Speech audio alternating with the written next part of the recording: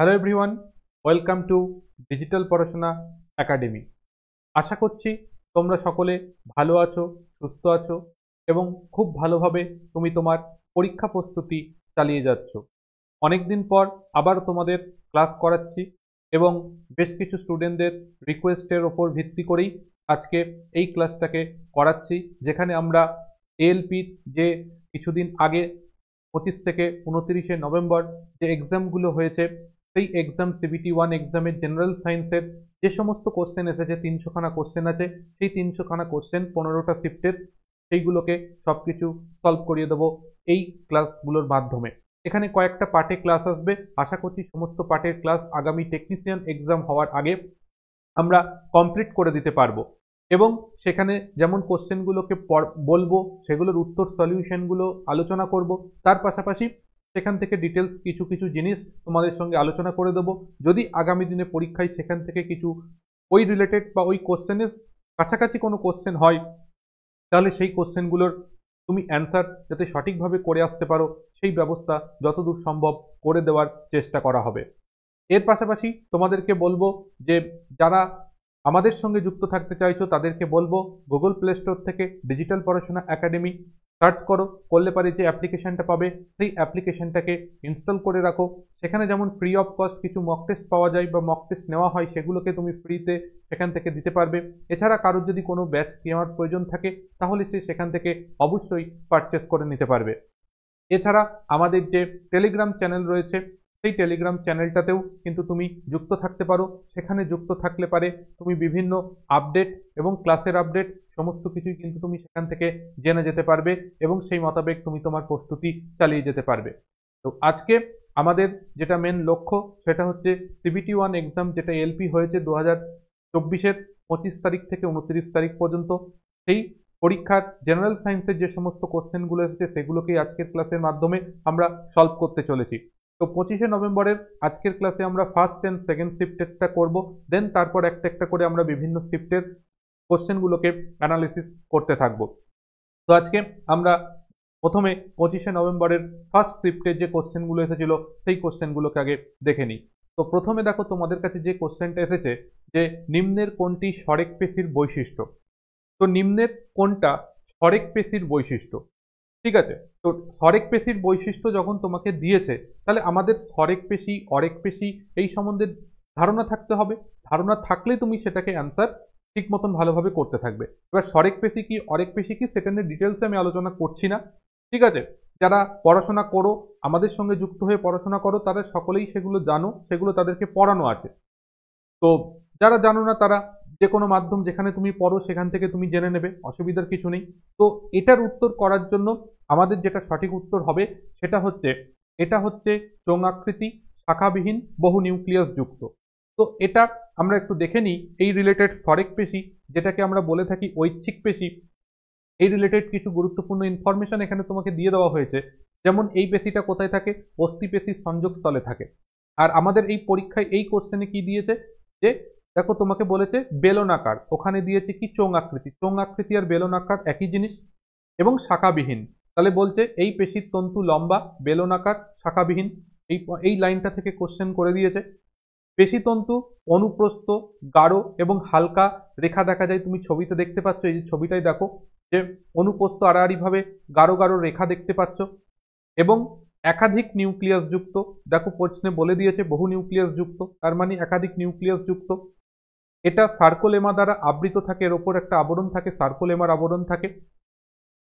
ইন্টারক্যালেক্টেড disk এর মধ্যে থাকে না। পেশির সংকোচন প্রাণীর ইচ্ছাধীন, অর্থাৎ এই ধরনের যে পেশিগুলো, সেগুলোর যে সংকোচন হবে বা প্রসারণ হবে, সেটা প্রাণী মানে আমাদের ইচ্ছাধীন। অর্থাৎ আমরা ইচ্ছা করলে সেটাকে সংকোচন করতে পারি, ইচ্ছা না করলে সংকোচন করব না, সেটা কারণ এটা ঐচ্ছিক পেশি, সেই কারণের জন্য। এবং এই পেশির অবসাদ সহজেই ঘটে। অর্থাৎ আমাদের হাতের যে পেশি, একটু বেশি পরিশ্রম করো, বেশি কাজ করো, তাহলেই দেখবে সেটা কি হচ্ছে, দুর্বল হয়ে যাচ্ছে, মানে অবসাদগ্রস্ত হয়ে যাচ্ছে। তো এই ইম্পর্টেন্ট ইনফরমেশন, এগুলোকে মনে রাখতে হবে। এখানে আমি সরেক পেশিটা আলোচনা করছি, আগামী দিনে অরেক পেশি থেকেও প্রশ্ন হতে পারে। তো সেই জন্য আগামী দিনে হৃৎপেশি থেকেও আলোচনা প্রশ্ন হতে পারে, কারণ পেশিকে আমরা তিনটে ভাগে ভাগ করতে পারি: সরেক পেশি, অরেক পেশি, হৃৎপেশি। তো সেইভাবে প্রশ্নের জন্য তৈরি থাকো, কারণ এখনকার প্রশ্ন কিন্তু এই রকম ভাবে ডিটেলসে গিয়ে ডেপথে গিয়ে কোশ্চেন করবে। ঠিক আছে, তার জন্য ভালো করে কনসেপচুয়ালি পড়তে হবে এবং ডিটেলসে সমস্ত জ্ঞান থাকতে হবে, না হলে পারে কিন্তু প্রশ্ন ছোঁয়া যাবে না, প্রশ্নের অ্যান্সার করা যাবে না। তো যারা প্রিপারেশন নিচ্ছ তারা ঠিকভাবে পড়াশোনা করো, না হলে কিন্তু কোনোভাবে তুমি কিন্তু তোমার লক্ষ্যে পৌঁছতে পারবে না, তোমাকে সেই জায়গায় দেখতে পারবে না।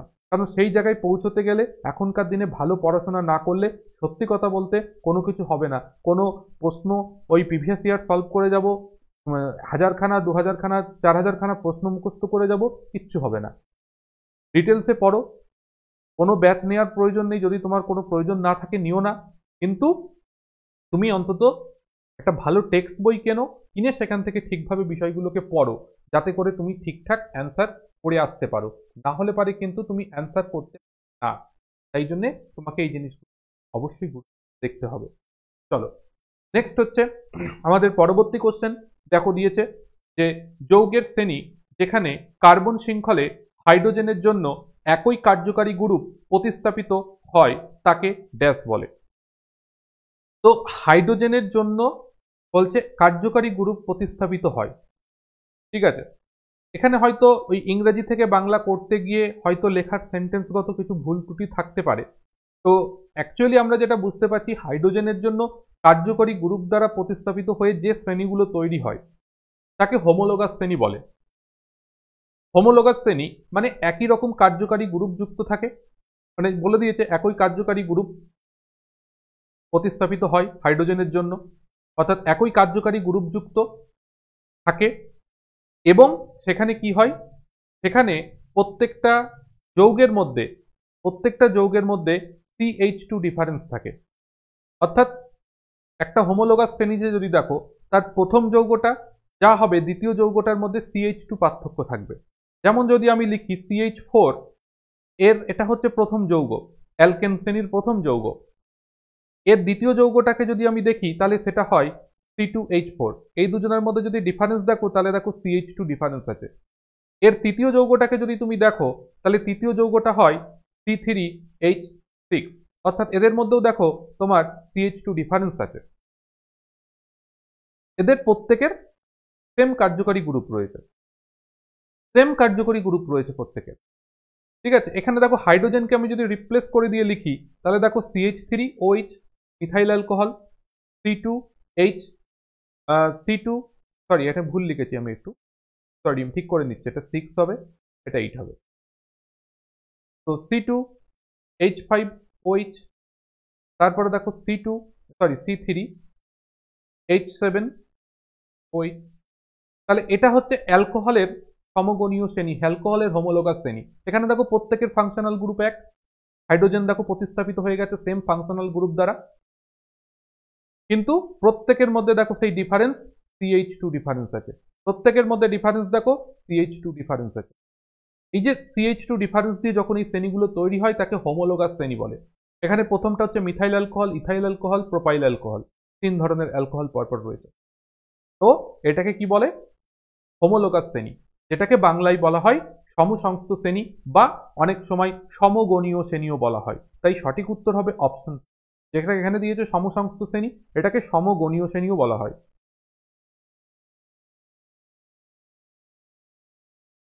সমগণীয় শ্রেণী সেটাও কিন্তু এটাকে বলা হয়, বা সমসংস্থ শ্রেণী, যাই বলো না কেন, ইংরেজিতে হোমোলোগাস শ্রেণী। তাহলে এই যে প্রশ্নটা, এটার উত্তর করার জন্য পড়ানো আছে, ইউটিউবে আমরা পড়িয়ে দেখেছি। যারা উত্তর করতে পারোনি, যারা ভাবে, অনেকে আমি শুনেছি, কমেন্ট পেয়েছি অনেকের কাছ থেকেই, যে নাকি এগুলো সব সিলেবাসের বাইরের কোশ্চেন। সিলেবাসের বাইরের কোশ্চেন নয়, অর্গানিক কেমিস্ট্রি আছে, সেই অর্গানিক কেমিস্ট্রি পার্টিকুলার ভাবে কোনো চ্যাপ্টার এনসিইআরটির মধ্যে মাধ্যমিক লেভেলে খুঁজে পাবে না, কিন্তু ওর মধ্যে অর্গানিক কেমিস্ট্রি ইনক্লুডেড আছে। সেই জন্য অর্গানিক কেমিস্ট্রি পড়তে হবে। অর্গানিক কেমিস্ট্রি থেকে দিনে দিনে প্রশ্ন আসছে প্রতিনিয়ত, যেটা 2022 থেকে ট্রেন্ডটা শুরু হয়েছে। ভালো করে পড়তে হবে organic chemistry. Free of cost class করানো আছে, ভিউজ নেই, কি হবে পড়ে? প্রশ্ন হবে না, পড়ে কি হবে? এই চিন্তা ভাবনাটা থেকে বেরোতে হবে। সব কিছু আছে, গুছিয়ে তৈরি করে নিতে হবে, তাহলেই সবকিছু হবে। আমরা গুছাবো না, শুধু ফোন করে স্যার পিডিএফ পাওয়া যাবে, স্যার পিডিএফ পাওয়া যাবে, হাতে লিখে তৈরি করো, বহু সংখ্যক স্টুডেন্ট করছে, বহু সংখ্যক স্টুডেন্ট করছে রীতিমতন তারা হাতে লিখে। এমনকি এই যে যার অ্যান্সার কি এসেছে সেই অ্যান্সার কিতে এই শুধুমাত্র ফ্রি অফ কস্ট ক্লাস করে এক একজন 55+ নাম্বার পেয়েছে, 55+ নাম্বার পেয়েছে এই কোশ্চেনে। এবং অনেকে এই 20টা কোশ্চেন 20টাই করে এসেছে ঠিকঠাকভাবে জেনারেল সায়েন্স। তারা নিজে হাতে লিখে নোট তৈরি করেছে। পরিশ্রম করতে হবে, খাটতে হবে, কিছু পেতে গেলে কিছু দিতে হবে। আমার জন্য দেবে না, অন্য কারোর জন্য দেবে না, নিজের লাইফের জন্য নিজে দেবে, এটুকু করতে হবে, না হলে কিচ্ছু হবে না। চলো নেক্সট কোশ্চেন বলছে, জলের সাথে হাইড্রোক্লোরিক অ্যাসিডের বিক্রিয়া হলে নিচের কোনটি উৎপন্ন হবে? তাহলে জল, তার মধ্যে তুমি HCl দিয়ে দিলে, বিক্রিয়া হলো, বিক্রিয়া হলে কি উৎপন্ন হবে? H3O+ আর Cl-। এটা কেমন হলো না? আমরা জানি যে অ্যাসিড কি হয়, তার সঙ্গে যদি জলের দ্রবণে দিয়ে দেওয়া হয় তাহলে সে কি উৎপন্ন করে? H+ আয়ন উৎপন্ন করে, H+ আয়ন উৎপন্ন করবে আর Cl- আয়নে ভেঙে যাবে, আর কি থাকবে? জল তো থাকবেই। এই জলের সঙ্গে H+ আয়ন যুক্ত হয়ে গিয়েই তোমার এই হাইড্রোনিয়াম আয়ন তৈরি করে H3O+, L-।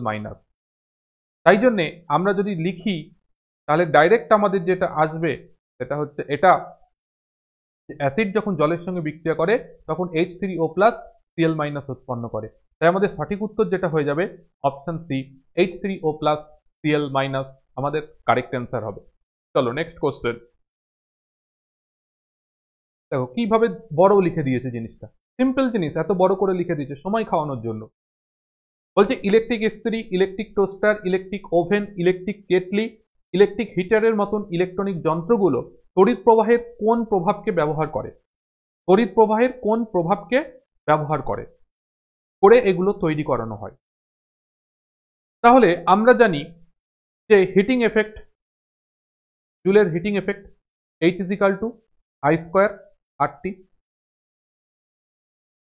তাহলে এটা হচ্ছে কি তড়িৎ প্রবাহের তাপীয় প্রভাব, তড়িৎ প্রবাহের ফলে তাপ উৎপন্ন হয়। তো ইলেকট্রিক ইস্ত্রি, electric toaster, electric oven, electric kettle, electric heater, এগুলোর মধ্যে সব কি করা হয়? তার জড়ানো হয়, নাইক্রোমের স্তর জড়িয়ে রেজিস্ট্যান্স বাড়িয়ে হিট তৈরি করা হয়। সেই যে বিষয়টা, তার ফলে তাপ উৎপন্ন হয়, আর সেই তাপ দিয়ে আমরা জল গরম করা বা বিভিন্ন যে সমস্ত কাজগুলো সেগুলো করতে পারি।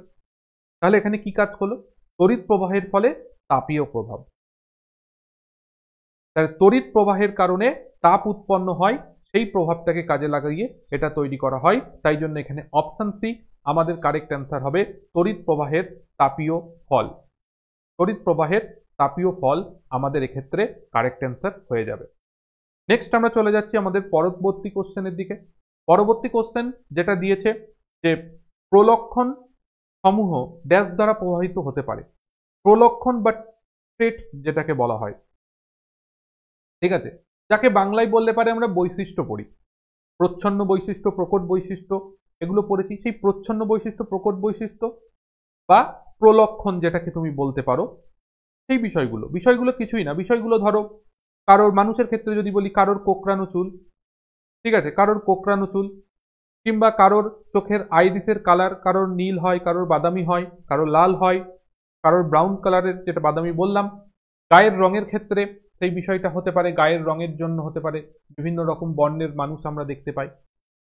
হতে পারে তোমার চুলের কালারের ওপর ভিত্তি করে আমরা বলতে পারি। এই যে বিভিন্ন বিষয়গুলো, এই প্রত্যেকটা বিষয় কিন্তু আমাদের বিভিন্ন বৈশিষ্ট্য, বিভিন্ন লক্ষণ। তো এই বিভিন্ন বৈশিষ্ট্য বা লক্ষণ কিসের দ্বারা প্রভাবিত হতে পারে? আমরা মটর গাছের যে পরীক্ষাটা দেখেছিলাম, সেই পরীক্ষাটায় দেখেছিলাম কি, দুটো লম্বা মটর গাছ ছিল, একটা লম্বা মটর গাছ ছিল, তার সঙ্গে একটা বেটে মটর গাছের ক্রস করানো হয়েছিল। তার ফলে যে অপত্য জীব তৈরি হয়েছিল, সেটা কি তৈরি হয়েছিল?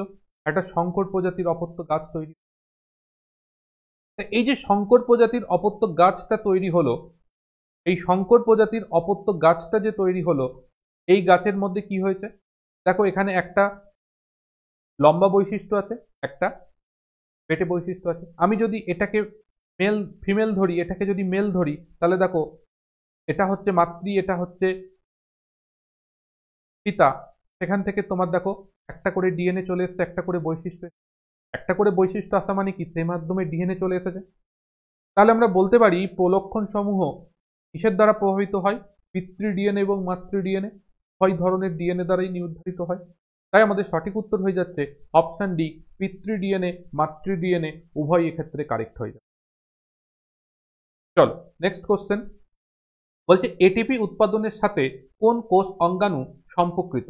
এটিপি উৎপাদনের সঙ্গে কোন কোষ অঙ্গাণু সম্পর্কিত, এটা আমাদেরকে কি করতে হবে জানতে চেয়েছে। তাহলে এটিপি মানে শক্তি, শক্তি কোথায় উৎপন্ন হয়? এখানে দেখো কোষের বিভিন্ন অংশগুলো দিয়েছে, তার কোষের শক্তিঘর কাকে বলে? মাইটোকন্ড্রিয়াকে। অর্থাৎ কোষের শক্তিঘর যদি মাইটোকন্ড্রিয়া হয় তাহলে মাইটোকন্ড্রিয়ায় শক্তি উৎপন্ন হবে। আমাদের শরীরে যে শক্তি উৎপন্ন হয় সেটা কি হিসাবে উৎপন্ন হয়? এটিপি হিসাবে উৎপন্ন হয়, এটিপি উৎপন্ন হয়। তো সেই শক্তিটা কোথায় উৎপন্ন হয়? মাইটোকন্ড্রিয়ার মধ্যে উৎপন্ন। তাহলে আমাদের জানতে হবে মাইটোকন্ড্রিয়া কি কি আছে, এখানে সেই লিস্টটা আছে সেটা দেখে নেবে। এখানে উত্তরের জন্য যেটা দরকার সেটা দেখো এখানে লেখা আছে, এটিপি অণু সংশ্লেষে সাহায্য করে মাইটোকন্ড্রিয়া, এটিপি অণু সংশ্লেষে সাহায্য করে। তাহলে এটিপি অণু কোথায় উৎপন্ন হয়? আমাদের মাইটোকন্ড্রিয়ার ভিতর উৎপন্ন হয়। তাহলে আমাদের সঠিক উত্তর অপশন এ হয়ে গেল, মাইটোকন্ড্রিয়া। নেক্সট আমরা চলে যাচ্ছি পরবর্তী কোশ্চেন। পরবর্তী কোশ্চেন বলছে নক্ষত্র ঝিকিমিকি করে এই ঘটনাটা কিসের সঙ্গে সম্পর্কিত? অর্থাৎ টুইঙ্কেল টুইঙ্কেল লিটল স্টার, এই টুইঙ্কেল টুইঙ্কেল লিটল স্টার অর্থাৎ লিটল স্টারদের টুইঙ্কেলিং এই ঘটনাটা কিসের জন্য ঘটে? তো সেটা ঘটে আলোর প্রতিসরণের কারণে। কারণ বহু দূরে একটা নক্ষত্র আছে, সেই নক্ষত্র থেকে আলোকরশ্মি আসছে, মাঝখানে এরকম বিভিন্ন বায়ুমণ্ডলীয় স্তর আছে, সেই বায়ুমণ্ডলে বিভিন্ন স্তরের বিভিন্ন জায়গায় ঘনত্ব বিভিন্ন রকম। তার ফলে এই আলো যখন এখান থেকে আসছে কখনো এদিকে বেঁকে যাবে, কখনো আবার এরম বেঁকে যাবে, কখনো এরম বেঁকে যাচ্ছে, এরম বিভিন্ন পথ বাঁকা পথে আসছে। এবার আমাদের চোখ তো এই বাঁকা পথ দেখতে পায় না, ও সোজাসুজি আলো দেখে। তার ফলে কি হচ্ছে, কখনো আলো দেখতে পাচ্ছে, কখনো আলো দেখতে পাচ্ছে না, কখনো আলো দেখতে পাচ্ছে, কখনো আলো দেখতে পাচ্ছে। তার ফলে কি হচ্ছে, মনে হচ্ছে যেন তারাগুলো ঝিকমিক ঝিকমিক করছে। তো এটা কিসের জন্য হচ্ছে? বায়ুমণ্ডলীয় প্রতিসরণের কারণে। তাই আমাদের সঠিক উত্তর যেটা হবে অপশন সি, আলোর প্রতিসরণ। এক্ষেত্রে আমাদের কারেক্ট অ্যান্সার হয়ে যাবে। নেক্সট আমরা চলে যাচ্ছি আমাদের 8 নম্বর কোশ্চেন। দেখো একদম সোজা একটা সিম্পল ম্যাথ দিয়েছে, তা বলে টেকনিশিয়ানে এত সিম্পল ম্যাথ আসবে না, ধরে রাখো একটু হার্ড লেভেল ম্যাথ আসবে, এটা ধরে নিয়ে প্রিপারেশন করতে হবে। তুমি ভাবছো যে টেকনিশিয়ান এই এলপিতে এত সোজা ম্যাথ এসেছে, টেকনিশিয়ানেও এমন আসবে, এমন ভাবার কোনো কারণ নেই। সোজা আসলে কপাল ভালো, কিন্তু কঠিন আসবে এটা ধরে নিয়ে এগোনোই ভালো। কারণ ওটা সিঙ্গেল স্টেজ এক্সাম, এটা কিন্তু 3খানা স্টেজে এক্সাম, তাই কোশ্চেন কিন্তু অনেকটাই ডিফারেন্স হবে। তো চলো, এখানে যেটা বলেছে একটি 10 কেজি ভরের বস্তু 2.5 মিটার পার সেকেন্ড স্কোয়ার ত্বরণ সৃষ্টি করতে কত পরিমাণ বল প্রয়োগ করবে বা কত পরিমাণ বল প্রয়োগ করতে হবে। তাহলে এখানে আমরা নর্মাল যে সূত্রটা জানি সেটাই কাজ করবে, F equal to M into A. তো এখানে এম কত বলেছে? এম বলেছে 10 আর এ বলেছে হচ্ছে 2.5। তাহলে আমাদের উত্তর হয়ে যাবে 25 কেজি। তো এটা করার জন্য কোনোভাবেই পেন ছোঁয়ানোর দরকার নেই। কেউ যদি এই অঙ্ক করতে গিয়ে পেন ছোঁয়াতে হয় খাতাতে, তাহলে বুঝতে হবে এটা একটা বড় পাপ কাজ। কারণ এই অঙ্কটা করার জন্য পেন ছোঁয়ানোর প্রয়োজন নেই। তাহলে আপনি ছোঁয়ালেন কেন? আমি ছোঁয়ালাম তোমাকে দেখানোর জন্য, আমি মুখে মুখে ওটা অ্যান্সার করে দিতে পারতাম। ঠিক আছে, কারণ এটা মুখে অ্যান্সার করার মতনই কোশ্চেন। যে অনেকে বলছে না রিজনিং খুব টাফ হয়েছে, টাইম কনজিউমিং, তার জন্য সায়েন্সের এমন কিছু কোশ্চেন দিয়েছে যেগুলো একদম তুমি দেখে উত্তর করতে পারবে। এটা তো তোমার দেখে উত্তর হবে, এটা যদি তুমি হাতে পেন নিয়ে বসে লিখতে যাও তাহলে তো তুমি সময় নষ্ট করলে, তার দায়িত্ব যে পরীক্ষা নিচ্ছে তার না, পরীক্ষকের নয়। পরীক্ষক তোমার শিফটে রিজনিং কোশ্চেন কঠিন দিয়েছে বলেই তো এই কোশ্চেনটা সোজা দিয়েছে, এই অঙ্কটা তোমাকে সোজা দিয়েছে, সে সময় হিসাব করেই তোমাকে কিন্তু খাতাটা কোশ্চেন পেপারটা তৈরি করে দিয়েছে। এমন ভাবার কিছু নেই যে আমার রিজনিং এর কোশ্চেন কঠিন হয়ে গেল তাহলে কি হলো, সবকিছু শেষ হয়ে গেল না। তোমাকে সায়েন্স তার জন্য সোজা দিয়েছে, তাই সায়েন্সকে তৈরি করতে হবে, সে তোমাকে নাম্বার পাইয়ে দেবে। চলো পরেরটা। নেক্সট বলছে মস্তিষ্ক থেকে উদ্ভূত ক্রেনিয়াল স্নায়ু এবং সুষুম্নাকাণ্ড থেকে উদ্ভূত স্নায়ু একসাথে কি গঠন করে? তার জন্য আমরা একটা চার্ট দেখে নেব। দেখো চার্টে কি বলছে, দেখো এখানে বলা আছে যে ক্রেনিয়াম ও স্যাক্রাল অংশ থেকে, মস্তিষ্কের ক্রেনিয়াম ও স্যাক্রাল অংশ থেকে উৎপত্তি লাভ করে কোনগুলো? পরাস্বতন্ত্র স্নায়ুতন্ত্র অর্থাৎ প্যারাসিম্প্যাথেটিক স্নায়ু। আর তোমার সুষুম্নাকাণ্ডের থোরাসিক এবং লাম্বার অংশ থেকে উৎপত্তি লাভ করে স্বতন্ত্র স্নায়ু বা সিম্প্যাথেটিক স্নায়ু। তো এই যে সিম্প্যাথেটিক আর প্যারাসিম্প্যাথেটিক স্নায়ু, এরা একত্রে কি তন্ত্র গঠন করে? এরা অটোনমাস অটোমেটিক নার্ভাস সিস্টেম তৈরি করে বা স্বয়ংক্রিয় স্নায়ুতন্ত্র গঠন করে। তাহলে স্বয়ংক্রিয় স্নায়ুতন্ত্র বা অটোনমাস নার্ভাস সিস্টেম বা অটোমেটিক নার্ভাস সিস্টেম সেটাও আমরা বলতে পারি। আর এই স্বয়ংক্রিয় স্নায়ুতন্ত্র কিসের অংশ? প্রান্তীয় স্নায়ুতন্ত্রের অংশ বা পেরিফেরাল নার্ভাস সিস্টেমের অংশ। তাহলে আমাদের ওখানে সঠিক উত্তর কি হবে? আমাদের সেটাই বলেছে, ক্রেনিয়াম স্নায়ু মস্তিষ্কের এবং সুষুম্নাকাণ্ড থেকে উদ্ভূত স্নায়ু একসাথে নিয়ে কি গঠন করে? তারা গঠন করে প্রান্তীয় স্নায়ুতন্ত্র। তাই অপশন সি প্রান্তীয় স্নায়ুতন্ত্র এক্ষেত্রে আমাদের কারেক্ট অ্যান্সার হয়ে যাচ্ছে। নেক্সট আমরা চলে যাচ্ছি আমাদের পরবর্তী কোশ্চেন, যেটা 10 নম্বর কোশ্চেন। বলছে উত্তল দর্পণ থেকে আলোর প্রতিফলনের ক্ষেত্রে যখন আলো সমান্তরাল রশ্মি প্রতিফলিত তলে আপতিত হয় তখন প্রতিফলিত আলো ড্যাশ হয়। তাহলে একটা উত্তল দর্পণের ক্ষেত্রে যদি আমরা প্রতিফলনের কেসটা দেখি, দেখো এটা একটা উত্তল দর্পণ। উত্তল দর্পণে দেখো সমান্তরাল আলোক রশ্মি আসছে, এসে পড়ছে, পড়ে তারা প্রতিফলিত হয়ে এই পথে বেরিয়ে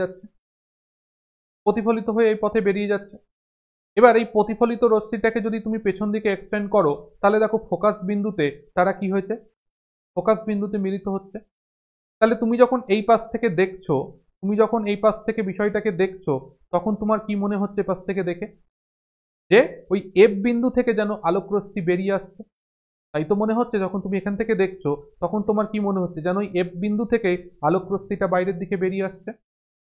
তাহলে এবার উত্তরটা তুমি তাহলে কি নেবে?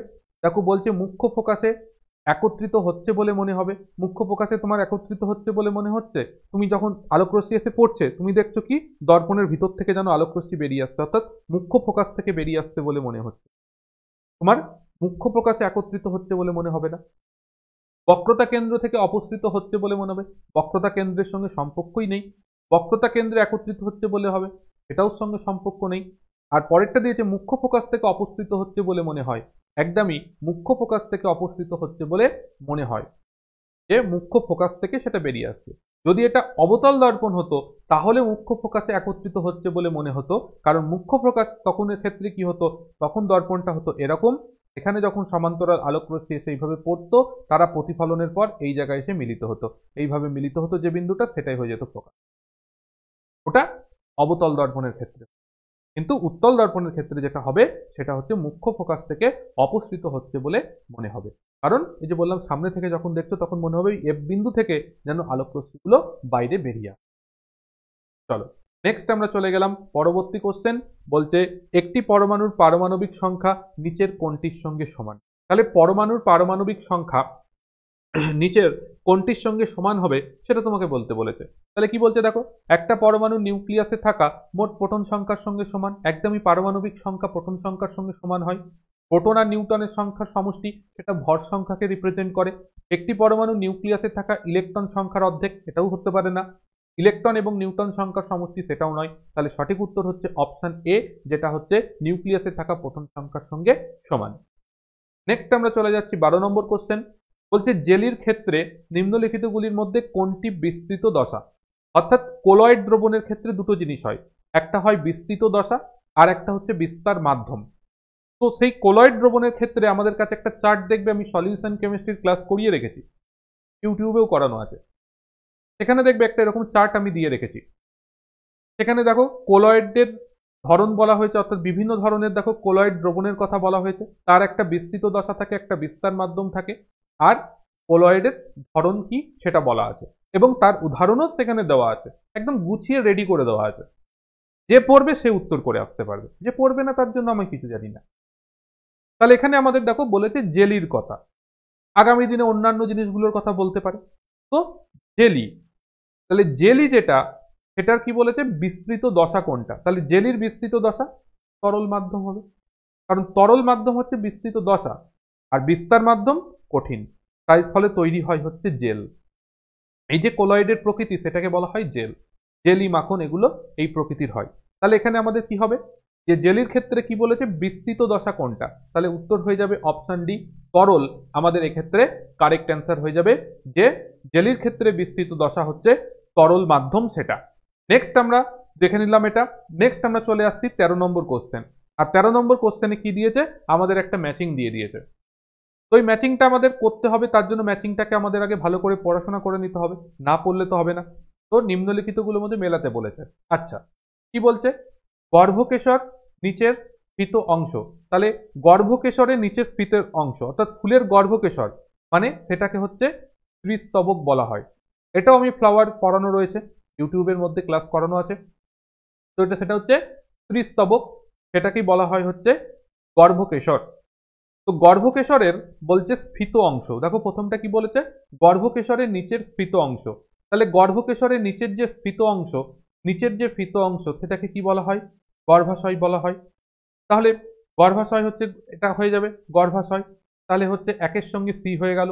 নেক্সট বলছে গর্ভকেশরের মধ্যবর্তী প্রসারিত অংশ।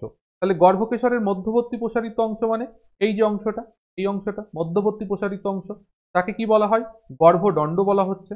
তাহলে গর্ভদণ্ড বলা হচ্ছে গর্ভকেশরের মধ্যবর্তী প্রসারিত অংশকে গর্ভদণ্ড বলা হচ্ছে, অর্থাৎ এটা হয়ে গেল ডি।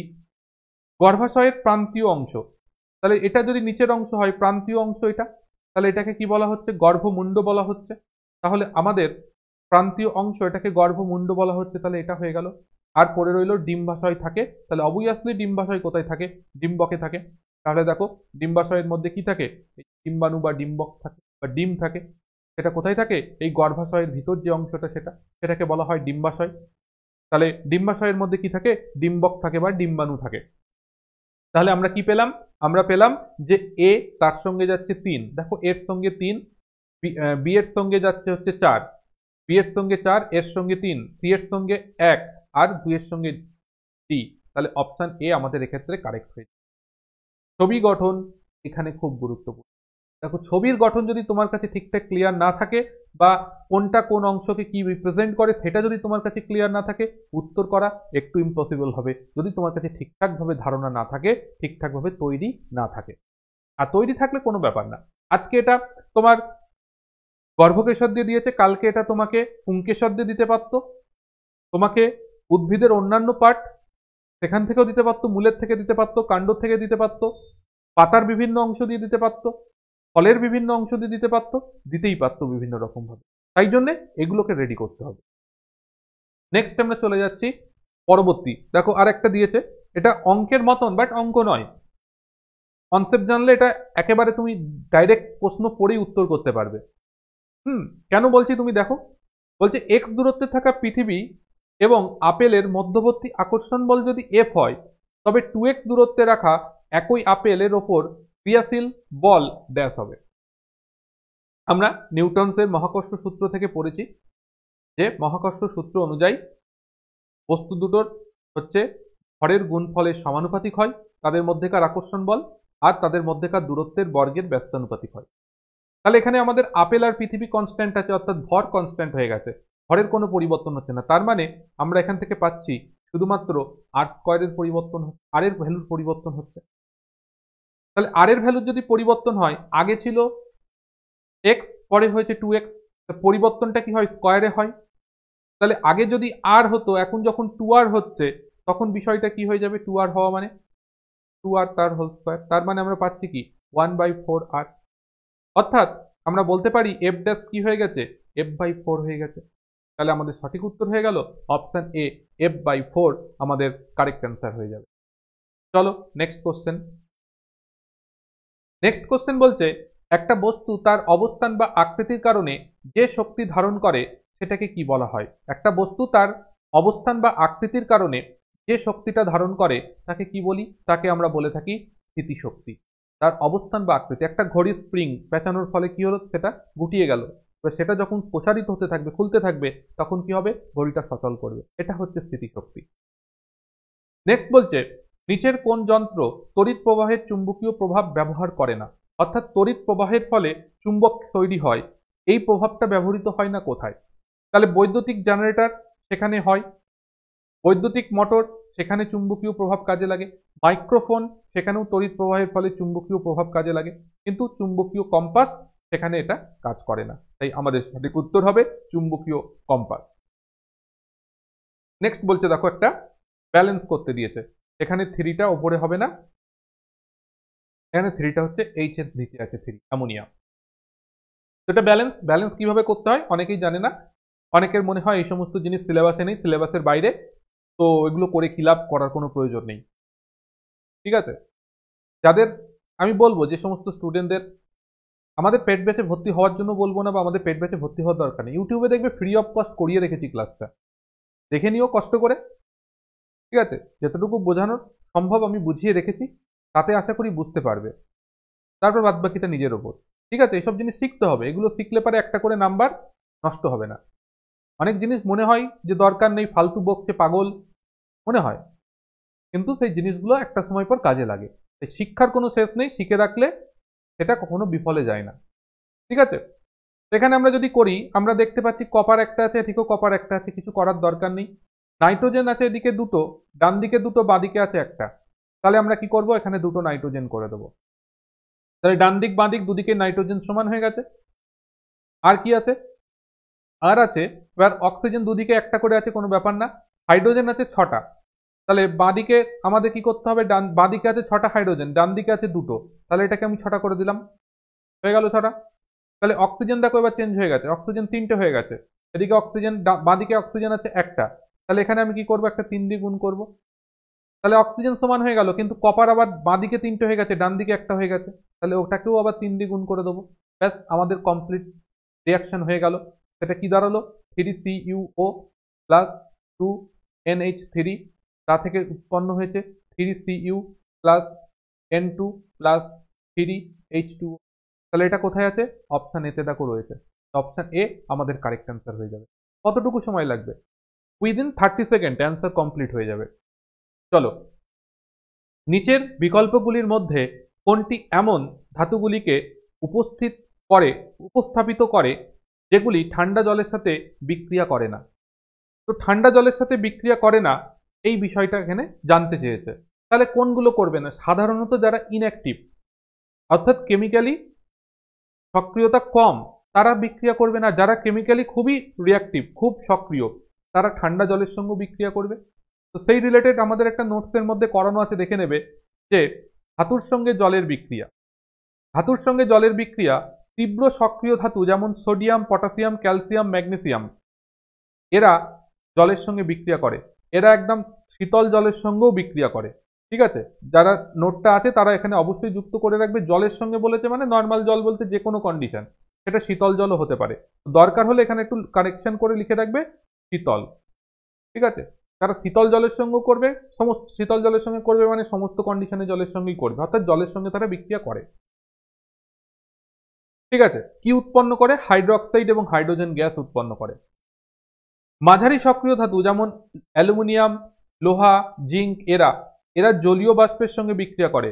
তার মানে জল নর্মাল কন্ডিশনে জলের সঙ্গেও করবে না, শীতল জলের সঙ্গেও করবে না। জলীয় বাষ্প অর্থাৎ যেখানে 537 ক্যালোরি করে এক্সট্রা হিট থাকবে, সেই অবস্থায় জলের সঙ্গে বিক্রিয়া করে। আর যেমন কম সক্রিয় সোনা, রূপো, তামা, এরা বিক্রিয়াই করে না জলের সঙ্গে। তাহলে আমাদের সঠিক উত্তর দেখতে হবে, যেখানে দেখো দিয়েই দিয়েছে একদম ডিটো, যে অ্যালুমিনিয়াম, আয়রন এবং জিঙ্ক, যারা উষ্ণ মানে বাষ্পের সঙ্গে বিক্রিয়া করে, নর্মাল জল বা শীতল জল তার সঙ্গে বিক্রিয়াই করে না। তাই অপশন সি এক্ষেত্রে আমাদের কারেক্ট অ্যান্সার হয়ে গেল। নেক্সট আমরা চলে যাচ্ছি আমাদের পরবর্তী কোশ্চেনে। পরবর্তী কোশ্চেন বলছে, নিম্নলিখিত কোন বিবৃতি বা বিবৃতিগুলি বাস্তুতন্ত্রের সাথে সঠিকভাবে সম্পর্কিত? তাহলে বাস্তুতন্ত্রের সঙ্গে সম্পর্কিত বিবৃতি কোনটা, সেটা তোমার কাছে জানতে চেয়েছে। তো এখানে কি বলা হয়েছে, বলছে একটা জীবন্ত জীবসমূহ সহ জৈব উপাদানের সমন্বয়ে গঠিত হয়। অর্থাৎ বাস্তুতন্ত্র জীবন্ত জীবসমূহ সহ জৈব উপাদানের সমন্বয়ে গঠিত। তো কথাটা ঠিক। সমস্ত সবুজ উদ্ভিদ এবং কিছু ব্যাকটেরিয়া হলো উৎপাদক, কথাটা ঠিক। অর্থাৎ সমস্ত সবুজ উদ্ভিদ এবং ব্যাকটেরিয়া তারা হলো উৎপাদক একটা বাস্তুতন্ত্রে। বিয়োজক জীবসমূহ জটিল জৈব বস্তুকে ভেঙে সরল জৈব বস্তুতে পরিণত করে, এটাও ঠিক কথা। অর্থাৎ এখানে উত্তর সবকটি, এটাই ঠিক হবে। এখানে আমরা একটা ছোট্ট ইনফরমেশন রেখেছি। বাস্তুতন্ত্র বলছে যে বিশেষ পদ্ধতিতে কোনো বসতি অঞ্চলের জীব গোষ্ঠীগুলি একে অপরের সঙ্গে ওই বসতি অঞ্চলের অজৈব পরিবেশের সঙ্গে মিথস্ক্রিয়া করে একটি সুস্থ তন্ত্র গঠন করে, সেই সুস্থিত তন্ত্র গঠনের ক্রিয়া পদ্ধতিকেই বাস্তুতন্ত্র বলে। অর্থাৎ বাস্তুতন্ত্র যদি দেখো, সেই বাস্তুতন্ত্রের মধ্যে তুমি জৈব উপাদান পাবে, অজৈব উপাদান পাবে। জৈব উপাদানের মধ্যে তুমি খাদক পাবে, প্রথমে উৎপাদক পাবে, তারপর খাদক পাবে, তারপর বিয়োজক পাবে। খাদকের মধ্যে 4 ধরনের খাদক পাওয়া যায়। প্রাথমিক খাদক, গৌণ খাদক, প্রগৌণ খাদক, এভাবে ভাগ করা হয়। এবং বিয়োজক রয়েছে। এবং অজৈব উপাদানের মধ্যে তোমার জল রয়েছে, বায়ু রয়েছে, মাটি রয়েছে, ঠিক আছে? এই সমস্ত জিনিসগুলো রয়েছে, যেমন oxygen gas, carbon die oxide gas, এই সমস্ত গ্যাসগুলো রয়েছে, আলো রয়েছে। এই সব কিছু নিয়েই কিন্তু আমাদের বাস্তুতন্ত্র গঠিত হয়। সেখানে জৈব উপাদান, অজৈব উপাদান সবকিছু থাকে, এবং জৈব উপাদান অজৈব উপাদানের মধ্যে একটা মিথস্ক্রিয়া চলে, যে ওই অজৈব উপাদান ছাড়া যেমন আমরা বাঁচবো না, তেমন ওই অজৈব উপাদানগুলোর জন্যও আমাদের জৈব উপাদানের প্রয়োজন আছে। সমস্ত ধরনের জীব থাকবে, সবকিছু নিয়েই কিন্তু বাস্তুতন্ত্র গঠিত হয়। তো এখানে সেটাই বলা আছে যে বাস্তুতন্ত্রের উপাদানগুলিকে সামগ্রিকভাবে দুটো ভাগে ভাগ করা যায়, জীবজ উপাদান, অজীবজ উপাদান। জীবজ উপাদান বলতে বাস্তুতন্ত্রের অন্তর্গত সজীব উপাদানগুলোকে বোঝায়, আর অজীবজ বলতে যেগুলো সজীব নয়, যেগুলোর কথা আমি বললাম, পাথর হতে পারে, মাটি হতে পারে, জল হতে পারে, বায়ু হতে পারে, এই সমস্ত কিছু নিয়েই, আলো, এগুলো সবকিছুই কিন্তু আমাদের বাস্তুতন্ত্রের উপাদান। নেক্সট তোমাদের চলে আসছে 20 নম্বর কোশ্চেন। তো বলছে পদার্থের কণাগুলির ড্যাশের কারণে ক্রমাগত গতিশীল থাকে। তাহলে পদার্থের কণা কিসের কারণে গতিশীল থাকে? তাহলে আমাদের সঠিক উত্তর যেটা হয়ে যাবে অপশন ডি, গতিশক্তি। কারণ গতিশক্তির কারণেই পদার্থের কণাগুলো কিন্তু গতিশীল অবস্থায় থাকে। সেটা হচ্ছে গতিশক্তির কারণেই কিন্তু পদার্থের কণাগুলি গতিশীল অবস্থায় থাকে, সেটা আমরা দেখতে পাই। কারণ গতিশক্তি থাকলেই পদার্থের কণাগুলো ক্রমশ গতিশীল। কারণ আমরা জানি kinetic energy is equal to half M square. তো এই হলো আমাদের 25 নভেম্বরের ফার্স্ট শিফটের 20খানা কোশ্চেন, তার ডিটেলস অ্যানালিসিস এবং তার সেগুলোর কি উত্তর হচ্ছে এবং সেগুলোর ব্যাখ্যা আমি মোটামুটিভাবে যতটা আমার সামর্থ্যে করে দিয়েছি। ঠিক আছে, আশা করি সকলে সেটা ঠিক মতন ভালোভাবে বুঝে নিতে পেরেছো। তো এর পাশাপাশি বলবো আমাদের এই মুহূর্তে কিছু কোর্স, যেগুলো লাইভ ব্যাচ রয়েছে, লাইভ কিছু কোর্স রয়েছে। লাইভ ব্যাচ বলতে এগুলোতে আমাদের লাইভ ক্লাস হয়, পাশাপাশি রেকর্ডেড ক্লাসও থাকে, যেগুলোতে আমাদের এই মুহূর্তে ক্লাস চলছে অলরেডি। সেটা জেনারেল সায়েন্স ফাউন্ডেশন ব্যাচ 2, এটা হচ্ছে general science foundation batch 2। Math reasoning foundation batch, এটা হচ্ছে 2, ম্যাথ রিজনিং ফাউন্ডেশন ব্যাচ 2। আর এটা হচ্ছে জেনারেল সায়েন্স ফাউন্ডেশন ব্যাচ 3। এগুলো সমস্ত ব্যাচের কিন্তু ক্লাস সেপ্টেম্বর মাস থেকে শুরু হয়েছে, এখনো এগুলো লাইভ ক্লাস চলছে। তো এগুলোতে তোমরা যাদের লাইভ ক্লাস প্রয়োজন আছে তারা কিন্তু এই ব্যাচগুলোতে ভর্তি হতে পারো, আপকামিং গ্রুপ ডি এক্সাম আছে সেই জন্যে। এর পাশাপাশি বলবো কিছু রেকর্ডেড ক্লাস রয়েছে, যেগুলোতে আমাদের ক্লাস অলরেডি কমপ্লিট হয়ে গেছে, সেগুলো এই মুহূর্তে রেকর্ডেড ফরম্যাটে রয়েছে। তো রেকর্ডেড ফরম্যাটে যে সমস্ত কোর্সগুলো রয়েছে তার মধ্যে তুমি দেখতে পাচ্ছ এখানে রয়েছে ম্যাথ রিজনিং এর একটা ব্যাচ রয়েছে, math reasoning, general science foundation batch 1 এবং একটা রেলওয়ে ফাউন্ডেশন ব্যাচ 1। এগুলো সব কিন্তু আমাদের একদম রেকর্ডেড ব্যাচ। এখানে তুমি একদম কমপ্লিট সবকিছু পড়ানোর রেডি করা আছে, সেগুলো নিয়ে তুমি পড়াশোনা করতে পারবে। এর পাশাপাশি যারা এএলপি সিবিটি 2 এক্সাম দেবে, যাদের পরীক্ষা ভালো হয়েছে, তাদের সিবিটি 2 এক্সামে একটা গুরুত্বপূর্ণ সাবজেক্ট আছে basic science and engineering drawing. তো basic science and engineering drawing এর আমাদের আরও একটা ব্যাচ রয়েছে, বেসিক সায়েন্স ইঞ্জিনিয়ারিং ড্রয়িং, এটাও একটা রেকর্ডেড ব্যাচ। তো এই ব্যাচটাতেও কিন্তু তুমি যদি প্রয়োজন থাকে ভর্তি হতে পারো, হয়ে ক্লাস করতে পারো। এই সমস্ত ব্যাচ, যেটা লাইভ বলো রেকর্ডেড বলো, সবকিছু আমাদের অ্যাপ্লিকেশন ডিজিটাল পড়াশোনা একাডেমি সেখানে অ্যাভেলেবেল রয়েছে, এবং প্রত্যেকটা কোর্স কিন্তু সম্পূর্ণ বাংলা ভাষাতেই করানো হয়েছে। তো চলো আমরা সেকেন্ড শিফটের কোশ্চেনে চলে যাই। সেকেন্ড শিফটের কোশ্চেন দেখো, প্রথম কোশ্চেন বলেছে একটা অস্বচ্ছ বস্তুর ওপর আলো আপতিত হলে আমরা একটি জ্যামিতিক ছায়া পর্যবেক্ষণ করে থাকি। কোন কারণে এটা হয়ে থাকে? কত সুন্দর কোশ্চেন। তাহলে একটা বস্তু এখানে রয়েছে, এখান থেকে একটা লাইট সোর্সের মাধ্যমে আমরা লাইট দিচ্ছি। এবার এই বস্তুটার এখানে এসে আলো আর যেতে পারছে না, আলো যেতে না পারলে তখন কি হবে? এখানে বস্তুটার একটা কি হবে? ছায়া তৈরি হবে। তাহলে এটা কোনটার কারণে হয়? এটা হচ্ছে আলো স্ট্রেট লাইনে চলে, অর্থাৎ সরল রেখায় চলে, সেই জন্য। যদি আলো সরল রেখায় না চলতো তাহলে কি হতো? আলো এই বস্তুটার এখান দিয়ে সাইড দিয়ে বেরিয়ে যেত, আলো ঘুরে যেত বা ওই দিক দিয়ে ঘুরে যেত। তার ফলে কি হতো? এই জায়গাটায় ছায়া তৈরি হতো না, এই জায়গাটা আলোকিত থাকতো। বাট ওই জায়গাটা ছায়া তৈরি হয় কেন? কারণ আলো যেতে পারে না, বাধাপ্রাপ্ত হয়। তার জন্য ছায়া তৈরি করে। তাই আলো সরল রেখায় চলে, এই জিনিসটাকে এখান থেকে আমাদের রিপ্রেজেন্ট করছে, বা এই জিনিসটাকে আমাদের এখান থেকে বোঝাচ্ছে বক্তব্য। তাই আমরা বলতে পারি আলো সরল রেখায় চলে, সেই কারণে তার গতিপথের মধ্যে যদি কোনো অস্বচ্ছ বস্তু থাকে, তাই অস্বচ্ছ বস্তুর একটা জ্যামিতিক ছায়া আমরা লক্ষ্য করে থাকি। তাই অপশন ডি এটার কারেক্ট অ্যান্সার হবে। নেক্সট আমরা চলে গেলাম পরেরটা। দেখো পরেরটা আবার সেকেন্ড শিফটেও দেখো একটা ব্যালেন্স করতে দিয়েছে ইকুয়েশন ব্যালেন্স করতে দিয়েছে। এটার ক্ষেত্রে কি হবে? এটার ক্ষেত্রে যদি আমরা দেখি এদিকে আছে অ্যালুমিনিয়াম দুটো, এদিকে আছে অ্যালুমিনিয়াম একটা, তাহলে এখানে আমি একটা 2 করে দিলাম, দুদিকে দুটো হয়ে গেল। এখানে বি এ আছে একটা, এদিকেও একটা, কোনো ব্যাপার না। সিএল আছে দুটো আর এদিকে আছে 6টা, তাহলে আমাকে এদিকে 6টা করতে হবে, তার জন্য এখানে 3 দিয়ে দিলাম, 6টা হয়ে গেল। তাহলে বিএ হয়ে গেল 3টে, তাহলে এখানে আমাকে একটা বিএ 3টে করে দিতে হলো, হয়ে গেল বিএ 3টে। এদিকে দেখো SO4 3টে আছে, এখানেও SO4 3টে। তাহলে সঠিক ইকুয়েশন কোনটা দাঁড়ালো? Al2SO4 whole thrice plus 3BaCl2, তা থেকে তৈরি হচ্ছে 2AlCl3 প্লাস 3BaSO4। তাহলে আমাদের সঠিক উত্তর যেটা দাঁড়াচ্ছে দেখো option B, maybe. Option B আমাদের এক্ষেত্রে কারেক্ট অ্যান্সার হয়ে যাচ্ছে। অপশন বি আমাদের এক্ষেত্রে কারেক্ট অ্যান্সার হয়ে যাচ্ছে। এবং মনে রাখবে এটা কি ধরনের রিয়াকশন? এটা কিন্তু ডবল রিপ্লেসমেন্ট রিয়াকশন বা দ্বি প্রতিস্থাপন বিক্রিয়ার উদাহরণ কিন্তু এই বিক্রিয়াটা। ঠিক আছে, নেক্সট আমরা চলে যাচ্ছি আমাদের পরবর্তী কোশ্চেন, যে আমরা যখন বাসে করে ভ্রমণ করি তখন বাসটি হঠাৎ থেমে গেলে আমাদের সামনের দিকে ঝুঁকে পড়ি, এর কারণ কি? অর্থাৎ বাস চলতে চলতে হঠাৎ থেমে গেল, তখন আমরা সামনের দিকে ঝুঁকে পড়ছি, এর পেছনে কারণ কি? সেটা তোমার কাছে জানতে চেয়েছে। তাহলে সেটা মধ্যাকর্ষীয় ত্বরণের প্রভাবে। সেটা যদি উলম্ব গতি হতো তাহলে ভাবতাম, এটা তো সরলরৈখিক গতি, তাহলে এখানে মধ্যাকর্ষণের কোনো ব্যাপারই নেই। নিউটনের তৃতীয় গতিসূত্র, প্রতিক্রিয়ার সমান ও বিপরীত প্রতিক্রিয়া থাকে, সেটার সঙ্গে কোনো সম্পর্ক নেই। নিউটনের দ্বিতীয় গতিসূত্র সেটা তো বলের সূত্র, এখানে বল সম্বন্ধে কিছু বলা নেই।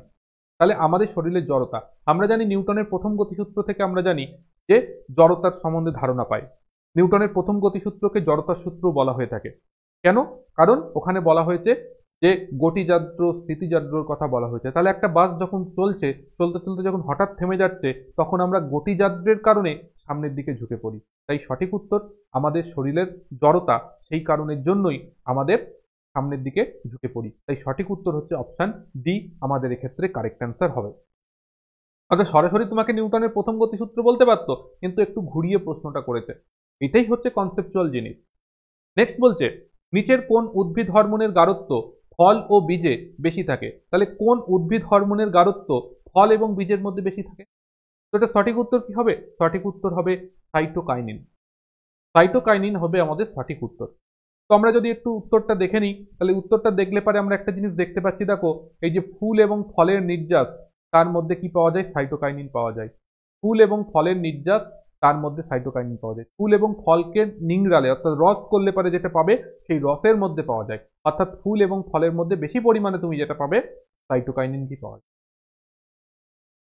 তো এর যে সমস্ত কাজকর্ম আছে সেগুলো পড়তে হবে। এইভাবে প্রত্যেকটা উদ্ভিদ হরমোনকে ভালো করে পড়তে হবে ডিটেলসে, তার উৎস কি আছে, তার কাজগুলো কি আছে, সেগুলোকে পড়তে হবে। এগুলোকে আমরা পড়ি না, তার জন্য আমাদের এই সমস্ত কোশ্চেনের উত্তর ভয়ঙ্কর কঠিন বলে মনে হতে থাকে। সেটা একদমই না। পড়াশোনা করলে সবকিছুই সহজ হবে, পড়াশোনা না করলে কোনো কিছুই সহজ। দিনের শেষে একটাই জিনিস বলবো, পড়াশোনা করো, তুমি নিজের লক্ষ্যে পৌঁছতে। পড়াশোনা না করলে কিচ্ছু পড়তে হবে, কারণ পরীক্ষা যেহেতু তুমি দিতে যাবে, তাই তোমাকেই পড়তে হবে। অন্য কেউ পড়ে দিলে হবে না, অন্য কেউ কোশ্চেন রেডি করে দিলেও হবে না। তোমার নিজস্ব মাথা খাটিয়ে পরীক্ষায় উত্তর করে আসতে হবে। চলো, ভুল জোটটি নির্বাচন করতে দিয়েছে, অর্থাৎ এখানে কোনটি ভুল আছে। তো এখানে অনেকেই বুঝতে পারিনি যে চতুর্থ পুষ্টি স্তর, তৃতীয় পুষ্টি স্তর, দ্বিতীয় পুষ্টি স্তর, প্রথম পুষ্টি স্তর বিষয়টা কি জিনিস। তো পুষ্টি স্তর বিষয়টা হচ্ছে যে আমাদের ইকোসিস্টেম বা বাস্তুতন্ত্রে ফুড চেন আছে, খাদ্য শৃঙ্খল আছে। অর্থাৎ যেমন ধরো সবুজ উদ্ভিদ গাছপালা খেয়ে, মানে গাছপালা হচ্ছে কি খাদ্য, নিজেদের খাদ্য নিজেরা তৈরি করছে। সেই গাছপালাগুলোকে কিছু প্রাণী খাচ্ছে, গরু ছাগল এরা খাচ্ছে। সেই গরু ছাগল এগুলোকে আরেক ধরনের যে প্রাণী রয়েছে তারা সেগুলোকে খাচ্ছে। তো এই যে একজনকে আরেকজন খাচ্ছে, তার থেকে আরেকজন খাচ্ছে, তার থেকে আরেকজন খাচ্ছে, এইভাবে যে একটা শৃঙ্খল তৈরি হচ্ছে, এই যে শৃঙ্খল, এই শৃঙ্খলটাকেই বলা হয় খাদ্য শৃঙ্খল। অর্থাৎ খাদ্যের ওপর নির্ভর করে যে শৃঙ্খলটা তৈরি হয়েছে। এবার এই খাদ্যের ওপর নির্ভর করে যেমন শৃঙ্খল আছে, এই খাদ্য শৃঙ্খলের প্রত্যেকটা স্তরের যে যে জীবগুলো রয়েছে, তারা কি ধরনের খাবার খায়, তারা কি ধরনের খাবার খাচ্ছে বা ভক্ষণ করছে তার উপর ভিত্তি করে আমরা সেটাকে কতগুলো স্তরে ভাগ করেছি। অর্থাৎ যারা খাদ্য তৈরি করছে, তাদেরকে আমরা বলি প্রোডিউসার বা অটোট্রফ বলা হয়, স্বভোজী বা প্রোডিউসার। তাদেরকে আমরা ট্রপিক লেভেল 1 বলে থাকি। ট্রপিক লেভেল 1 মানে হচ্ছে পুষ্টি স্তর, বা যেটাকে ইংরেজিতে বলা হয় ট্রপিক লেভেল। তো ট্রপিক লেভেল 1 বলা হয় যারা খাবার নিজেদেরটা নিজেরাই তৈরি করছে, প্রোডিউসার যারা। নেক্সট হচ্ছে প্রোডিউসারদের যারা খাচ্ছে, অর্থাৎ তৃণভোজী যত প্রাণী রয়েছে, যারা কি করে ঘাসপালা, সবুজ গাছপালা এগুলো খাচ্ছে, তাদেরকে আমরা বলি প্রাইমারি কনজিউমার। তো এই প্রাইমারি কনজিউমার এরা হচ্ছে টপিক স্তর 2 তে থাকে, অর্থাৎ লেভেল 2, অর্থাৎ দ্বিতীয় টপিক স্তরে এরা অবস্থান করে, প্রাইমারি কনজিউমার, বা যাদেরকে আমরা বলি আবার প্রাথমিক খাদক। নেক্সট হচ্ছে সেকেন্ডারি কনজিউমার। সেকেন্ডারি কনজিউমার কারা? যারা এই প্রাথমিক কনজিউমার গুলোকে খায়, যেমন কুকুর, তারপরে ধরো তোমার শেয়াল, এই ধরনের ছোটখাটো যে সমস্ত প্রাণীগুলো রয়েছে, ছোট ছোট মাংসাশী যেসব প্রাণী রয়েছে, যারা তৃণভোজী প্রাণীগুলোকে খায়, তারা তারা থাকবে কোথায়? এই সেকেন্ডারি কনজিউমার বা ট্রপিক লেভেল 3 তে থাকে তারা।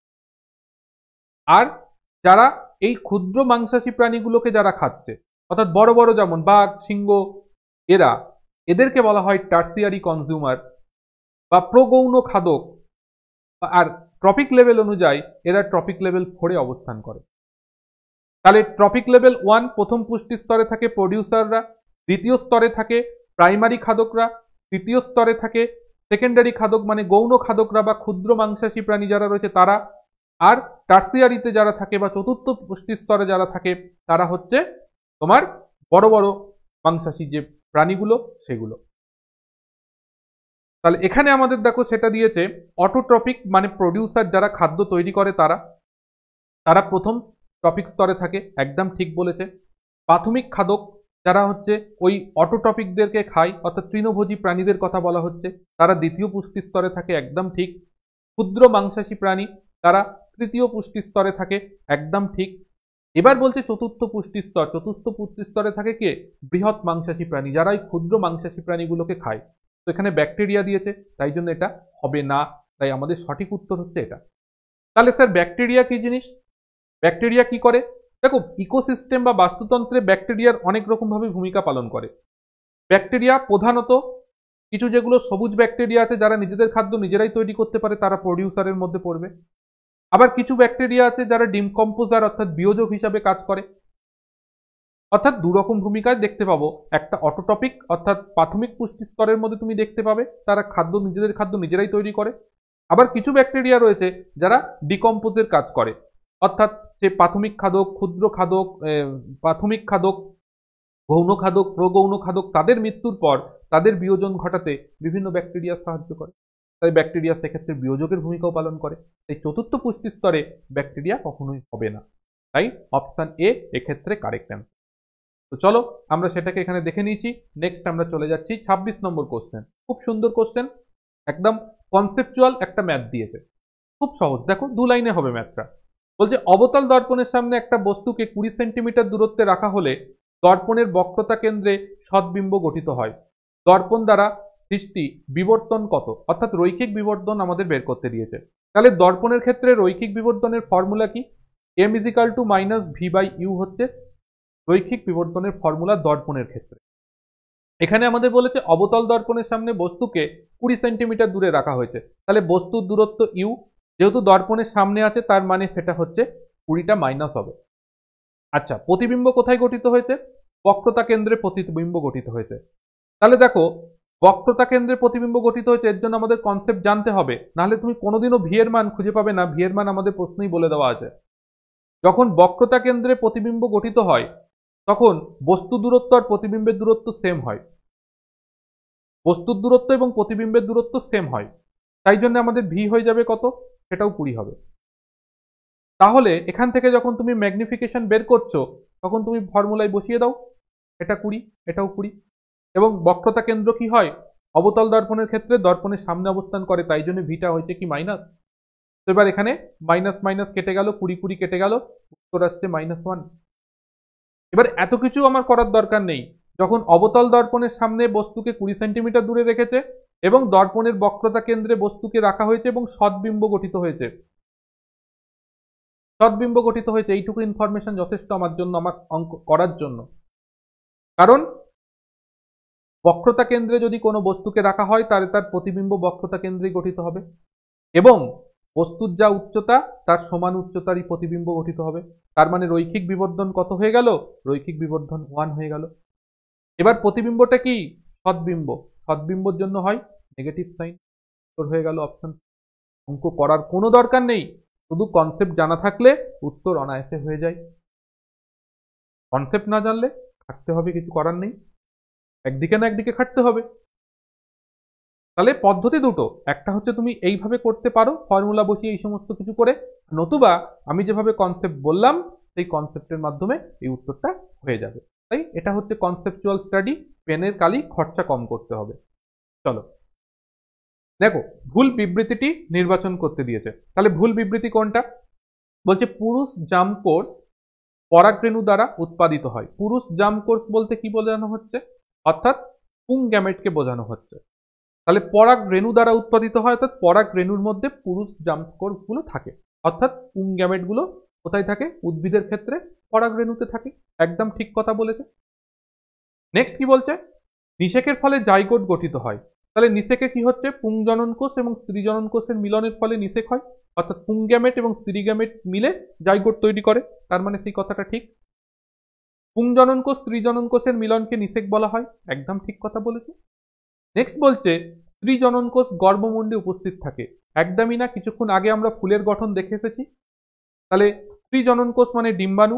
ডিম্বাণু কোথায় থাকে? গর্ভাশয়ের মধ্যে থাকে, সেটা গর্ভমুণ্ডে থাকে না। তাই জন্য আমাদের ভুল বিবৃতি যেটা, সেটা হচ্ছে অপশন ডি, কারেক্ট অ্যান্সার হবে।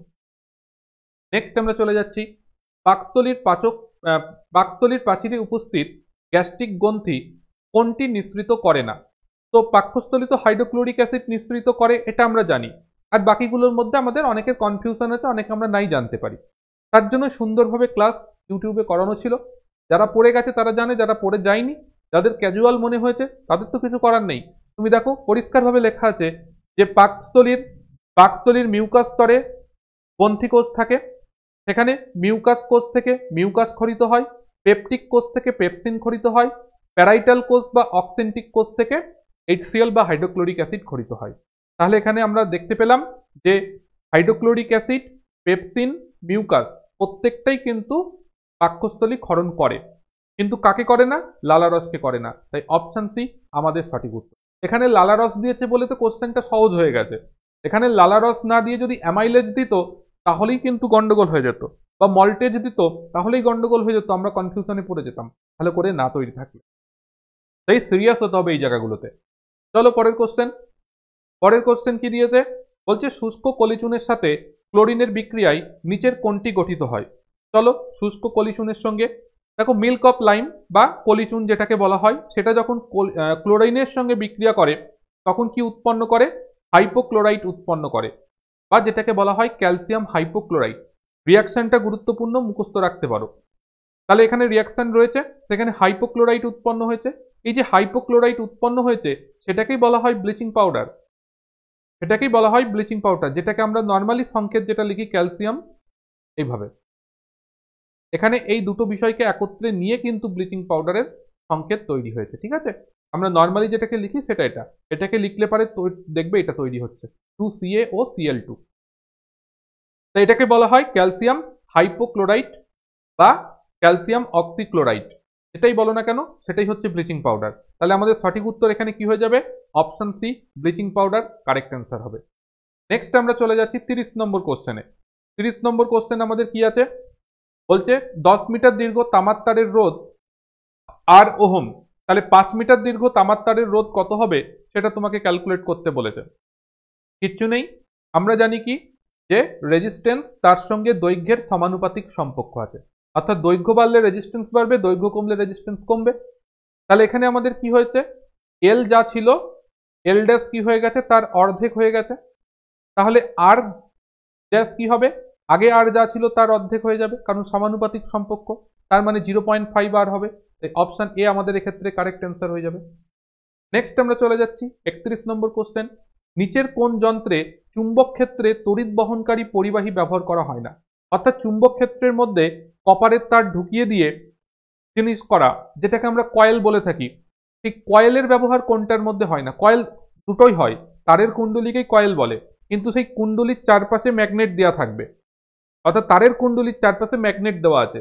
এই গঠন কোথায় দেখতে পাও? তুমি বৈদ্যুতিক মোটরে দেখবে, তার মধ্যে কি আছে? ম্যাগনেট আছে, এবং তার মধ্যে একটা কয়েল, কপারের ওয়্যারের কয়েল বাঁধা রয়েছে।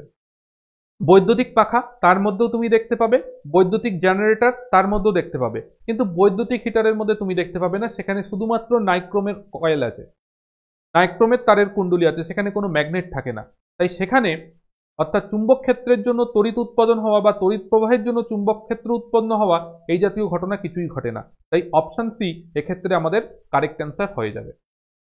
নেক্সট হচ্ছে, নিচের বিকল্পগুলির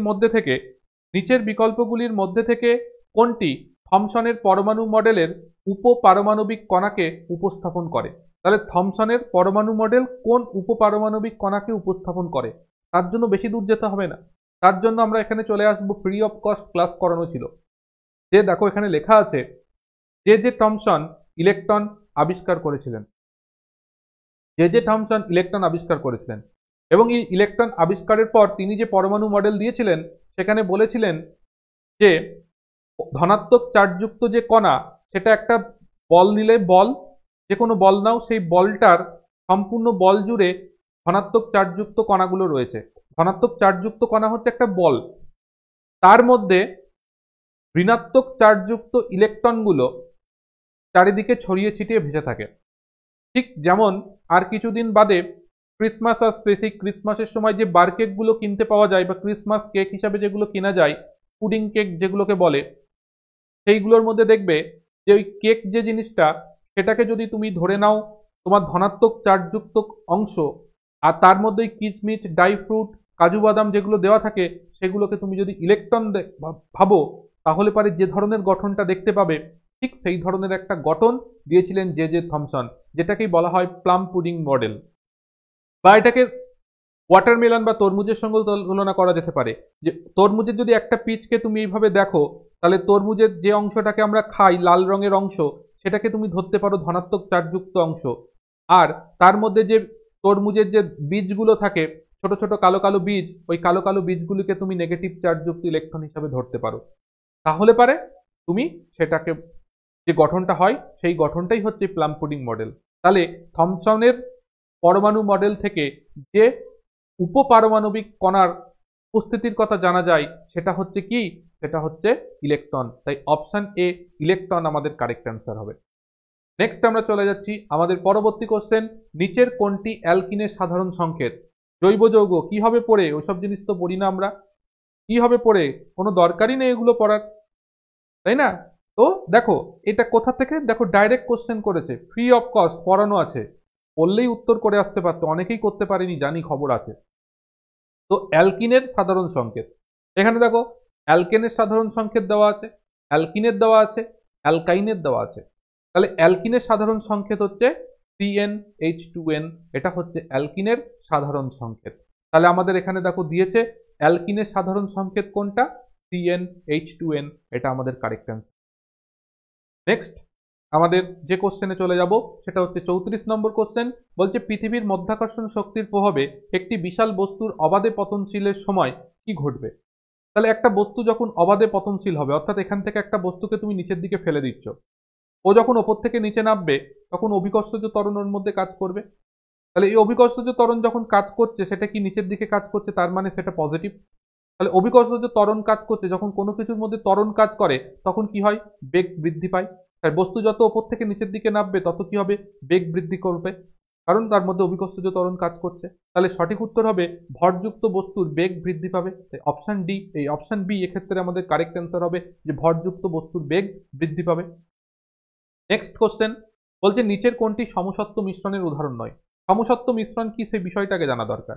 সমসত্ব মিশ্রণ হচ্ছে এমন একটা মিশ্রণ, যে মিশ্রণের মধ্যে তুমি যদি ওপর থেকে একটা অংশ নাও, এই জায়গা থেকে একটা অংশ নাও, এই জায়গা থেকে একটা অংশ নাও, যদি এই মিশ্রণটার মধ্যে দ্রাব এবং দ্রাবকের অনুপাত x:y হয়, তাহলে এই প্রত্যেকটা পয়েন্টেই সেগুলো x:y অনুপাতেই তুমি সব জায়গা থেকে তুললে সব জায়গা থেকে x:y অনুপাতেই পাবে। তাহলে তুমি জল এবং কপার সালফেট পাউডারের যে মিশ্রণ যদি দেখো, সেটা সম্পূর্ণভাবে জলের মধ্যে মিশে যায়, একদম বেগুনি কালারের একটা সলিউশন তৈরি করে। জলের মধ্যে লবণের মিশ্রণ যদি দেখো, জলের মধ্যে চিনির মিশ্রণ দেখো, এই প্রত্যেকটাই সমসত্ব মিশ্রণ গঠন করে। কিন্তু জল এবং তেলের যে মিশ্রণ, সেটা হচ্ছে ইমালশন প্রকৃতির, একটা কোলয়েড, যেটাকে ইমালশন বলা হয়। এখানে জল আর তেল মেশে না, তাই সব জায়গায় তুমি সমান অনুপাতে জল আর তেলকে পাবে না। তাই জল এবং তেল এটা সমসত্ব মিশ্রণের উদাহরণ নয়, এটা কারেক্ট অ্যান্সার। নেক্সট, শ্রমের বিভাজন বা ডিভিশন অফ লেবার। এই কোশ্চেনটা অনেকের কনসেপ্টে অ্যাকচুয়ালি গন্ডগোল আছে, অনেকেই বুঝতে পারেনি কি হবে উত্তর, অনেকের ক্ষেত্রে সমস্যা আছে। দেখো, ডিভিশন অফ লেবার বলতে কি বোঝায় বা বিষয়টা কি জিনিস, সেটা আমাদের জানা দরকার। দেখো, ডিভিশন অফ লেবার মানে একটা কাজ, একটা সম্পূর্ণ কাজ একা একা না করে সেই কাজটাকে সবার মধ্যে ভাগ করে দেওয়া, সেটাকেই বলা হয় ডিভিশন অফ লেবার। মনে করো তুমি একটা বিয়ে বাড়িতে গেছো বা কোনো অনুষ্ঠান বাড়িতে গেছো, সেখানে দেখবে যে রান্না করার জন্য একজন লোক আছে, তাকে সহযোগিতা করার জন্য যে সমস্ত আনাজপত্র হবে সেই আনাজপত্র কেটে দেওয়া, মশলা করে দেওয়া, এই সমস্ত করার জন্য কিছু লোক আছে, তারা সেই কাজ করে দিচ্ছে। রান্না হওয়ার পর সেই খাবারটাকে সার্ভ করার জন্য কিছু লোক আছে। আবার সেই সার্ভ করা খাবার তোমার খাওয়া দাওয়া হয়ে যাওয়ার পর তুমি তো বাবু হয়ে খেয়ে দিয়ে উঠে চলে যাবে, তারপর সেই খাবারগুলো পরিষ্কার করে ফেলার জন্য এক ধরনের লোক আছে। অর্থাৎ এই সমস্ত লোক মিলিয়ে তোমার একটা নিমন্ত্রণ বাড়ি মানুষের ভোজনের কাজটা সম্পন্ন হয়। তাহলে এই সম্পূর্ণ বিষয়টা যখন নিমন্ত্রণ বাড়ি হচ্ছে, তখন এই 4-5 ধরনের লোক লাগছে এই খাওয়া দাওয়ার বিষয়টার জন্য। এই যে বিভিন্ন লোকের মাধ্যমে সেই কাজটাকে করানো হচ্ছে, এটাকেই বলা হয় ডিভিশন অফ লেবার, বা এটাকেই বলা হয় তোমার শ্রমের বিভাজন। অর্থাৎ শ্রমটাকে সকলের মধ্যে, কাজটাকে সকলের মধ্যে আমরা ভাগ করে দিলাম, এটাকেই বলা হচ্ছে তোমার ডিভিশন অফ লেবার। তাহলে এই ডিভিশন অফ লেবার করার জন্য তোমার আলাদা আলাদা আলাদা জিনিস দরকার, তাহলে তো তুমি করতে পারবে না। একজনকে দিয়ে তো সবকিছু হচ্ছে না, প্রত্যেককে আলাদা আলাদা ভাবে দিয়ে হচ্ছে। তাহলে আমাদের একটা জীবের দেহের মধ্যেও বিভিন্ন কোষ যখন বিভিন্ন বিভিন্ন কাজ করে, যেমন আমরা একটা বহুকোষী প্রাণী, তাহলে আমাদের শরীরে যে বিভিন্ন ধরনের কোষগুলো রয়েছে, অনেক কোষ নিয়ে গঠিত, সেই বিভিন্ন ধরনের কোষ আছে, সেই কোষগুলো এক একটা রকমের কাজ করে। যেমন তুমি যদি দেখো, আমাদের শরীরের মধ্যে আরবিসি রয়েছে, সে অক্সিজেনযুক্ত রক্তকে বয়ে নিয়ে যায়, অক্সিজেন পরিবহন করে, কার্বন ডাই অক্সাইড পরিবহন করে, বিভিন্ন পুষ্টিদ্রব্যকে কোষে বয়ে নিয়ে যায়। ডাব্লিউবিসি শ্বেত রক্ত কণিকা, সেটা একটা সেল, সে কি করে, রোগ জীবাণু ধ্বংস করে। অনুচক্রিকা, রক্ত জমাট বাঁধার প্রক্রিয়ার সঙ্গে যুক্ত। ঠিক আছে, আমাদের হাড়ের যে সেল, দেহকে একটা স্ট্রাকচার দিয়েছে, মজবুত করেছে। নার্ভ সেল, সেগুলো কি করছে, আমাদের সিগন্যালগুলোকে বহন করে নিয়ে যাচ্ছে। বিভিন্ন সেল বিভিন্ন ধরনের কাজ করছে। অর্থাৎ যারা বহুকোষী প্রাণী, যাদের দেহে অনেকগুলো সেল আছে, সেখানে আমরা ডিভিশন অফ লেবার দেখতে পাই। অ্যাকর্ডিং টু এনসিইআরটি সেই কথাই বলছে যে multi cellular organism so division of labour. অর্থাৎ ডিভিশন অফ লেবার, যারা মাল্টি সেলুলার অর্গানিজম আছে, বহুকোষী প্রাণী রয়েছে, তারা সেটাকে কিন্তু প্রদর্শন করে। এককোষী প্রাণী কি করে? উত্তর ওরা দিয়েছে এককোষী বহুকোষী দুজন। তুমি এবার সিম্পল কনসেপ্ট ভাবো, তুমি যখন বাড়িতে রান্নাবাড়ি হচ্ছে, তখন কে রান্না করছে? তোমার মা রান্না করছে। তোমার মা যখন রান্না করছে, তখন আনাজপত্র সবজি কে কাটছে? তোমার মা কাটছে। সেখানে তোমার মশলা কে করছে? সেই করছে। পরিপাক করে রান্না তৈরি হয়ে যাওয়ার পর খাবার খেতে দিচ্ছে কে? তোমার মা দিচ্ছে। খাবার খাওয়ার পর তোমার থালা বাসন সেটা কে মাজছে? তোমার মা মেজে পরিষ্কার করছে। তাহলে তুমি যখন বাড়িতে তুমি খাচ্ছ, তখন তোমার মাই দেখো সমস্ত কাজগুলোকে করে দিচ্ছে। সেখানে ডিভিশন অফ লেবার হচ্ছে না, একাই সমস্ত কাজ করছে। কিন্তু যখন তুমি একটা ভোজ বাড়িতে যাচ্ছ, তখন সেখানে সেই কাজটাই, সেই খাওয়া দাওয়ার গল্পটাই একজন রান্না করছে, একজন কেটে কুটে দিচ্ছে, একজন মশলা করে দিচ্ছে, একজন খাবার পরিবেশন করছে, একজন সেই জায়গাটা পরিষ্কার করে দিচ্ছে। তাহলে ওই সেই কাজই, একই কাজ, এখানে বিভিন্ন রকম লোক মিলে সেটা সম্ভব হচ্ছে, অর্থাৎ ডিভিশন অফ লেবার হচ্ছে। আর যখন তুমি বাড়িতে খাচ্ছ, তখন তোমার মা একা সমস্ত কাজটা করছে। ঠিক এককোষী প্রাণীর ক্ষেত্রে তার মধ্যে একটাই সেল আছে, তো সেই একটা সেল, সেখানে আর ডিভিশন অফ লেবার হবে কি করে? তোমার বাড়িতে তোমার মাই রয়েছে, সেখানে তো আর ডিভিশন অফ লেবার হচ্ছে না। তোমার মাকে সাহায্য করার যদি যে কেউ থাকতো, তাহলে পারে সেখানে ডিভিশন অফ লেবার হতো, তোমার মা কিছু কাজ করতো, আরেকজন সে কিছু করতো, কিন্তু সে তো হচ্ছে না। তাহলে একটা এককোষী প্রাণী যখন হচ্ছে তখন সেখানে ডিভিশন অফ লেবার কোনোভাবেই সম্ভব নয়। যখন বহুকোষী প্রাণী সেখানে ডিভিশন অফ লেবার। তাই আমাদের সঠিক উত্তর যেটা হবে সেটা হয়ে যাবে শুধুমাত্র বহুকোষী জীবে এটা দেখা যায়। শুধুমাত্র বহুকোষী জীবের মধ্যে শ্রমের বিভাজন বা ডিভিশন অফ লেবার দেখতে পাওয়া যায়। নেক্সট আমরা চলে যাচ্ছি আমাদের পরবর্তী কোশ্চেন। পরবর্তী কোশ্চেন বলছে নিচের কোন বিবৃতিটি সঠিক নয়? নিচের কোন বিবৃতিটি সঠিক নয়? বলছে পদার্থের কণাগুলির মধ্যে কার্যকরী বল কণাগুলিকে একসাথে ধরে রাখে। পদার্থের কণাগুলির মধ্যেকার কার্যকরী বল কণাগুলোকে একসাথে ধরে রাখে। ঠিক কথা বলেছে, ভুল কিছু নেই। নেক্সট বলছে পদার্থের কণাগুলির মধ্যেকার আকর্ষণ বলের মাত্রা পদার্থের প্রকারভেদে এক এক রকম হয়। একদম সেই কথাটাও ঠিক কথা বলেছে। পদার্থের কণাগুলির মধ্যেকার এক প্রকার বল কাজ করে, একদম সেই জন্য পদার্থের কণাগুলো এক জায়গায় সংঘবদ্ধ হয়ে অবস্থান করে। পদার্থের কণাগুলির মধ্যে আকর্ষণের বলের মাত্রা স্থির পদার্থ প্রকার নির্বিশেষে। এটা ভুল কথা। কেন ভুল কথা আমি প্রুভ করি। তার কারণ মনে করো তুমি এক টুকরো বরফ নিয়েছো, তুমি জল নিয়েছো, আর তুমি তার বাষ্প নিয়েছো। প্রত্যেকটার মধ্যে কি আছে? প্রত্যেকটার মধ্যেই H2O আছে। এটার মধ্যেও তুমি H2O পাবে, এটার মধ্যেও তুমি সেই H2O পাবে। পদার্থের প্রকার নির্বিশেষে, অর্থাৎ বিভিন্ন প্রকারের যদি তুমি পদার্থ নাও, বলছে তার মধ্যে আকর্ষণ বলটা স্থির থাকবে। দেখো আমি একই প্রকারের পদার্থই নিচ্ছি, জল নিয়েছি, তাতেই দেখো সেখানে আকর্ষণ বল ভিন্ন। যখন কঠিন অবস্থায় আছে, বরফ অবস্থায় আছে, তখন আকর্ষণ বল বেশি। যখন জল অবস্থায় আছে, তরল অবস্থায় আছে, তখন আকর্ষণ বল আগের তুলনায় কম। আর যখন গ্যাসীয় অবস্থায় আছে তখন আকর্ষণ বল আরো আলাদা। তাহলে এবার তুমি অন্যান্য পদার্থের মধ্যে যদি কম্পেয়ার করো তাহলে তুমি তাই দেখতে পাবে। তুমি কার্বন ডাই অক্সাইড গ্যাস নাও, অক্সিজেন গ্যাস নাও, হাইড্রোজেন গ্যাস নাও, তাদের মধ্যে আকর্ষণ বল ভিন্ন ভিন্ন হবে।